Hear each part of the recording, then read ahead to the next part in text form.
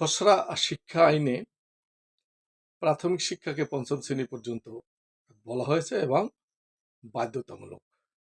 এখানে বাধ্যতামূলক কথাটি আগেও ছিল, এখন বাধ্যতামূলকের এখানে একটা পরিষ্কার একটা ব্যাখ্যা থাকতে হবে এবং এই প্রাথমিক শিক্ষা যদি কেউ গ্রহণ না করে, অভিভাবক, শিক্ষক এবং সরকারের কি কাজ হবে এবং এই বাধ্যতামূলকটাকে যদি বাস্তবে রূপ না নেয় তাহলে কি ধরনের আইন এখানে প্রয়োগ করা হবে, সবকিছু এখানে উল্লেখ থাকতে হবে।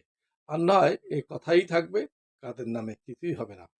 আর এই প্রাথমিক শিক্ষাকে কিভাবে ফলপ্রসূ করা যায় এ ব্যাপারে সরকারের একটি দারুণ একটি এখানে আইডিয়া থাকবে শিক্ষা আইনে, এবং আইনের মাধ্যমে যে অবৈতনিক শিক্ষা প্রাথমিক, সেখানে প্রাইভেট প্রতিষ্ঠানগুলোতে কিভাবে অবৈতনিক করা যায় এবং এ ব্যাপারেও সরকারের উদ্যোগ নেওয়া প্রয়োজন হবে। এ ব্যাপারে পরিষ্কার আইডিয়া থাকতে হবে এবং এই শিক্ষা আইনে এটা উল্লেখ করতে হবে। ধন্যবাদ।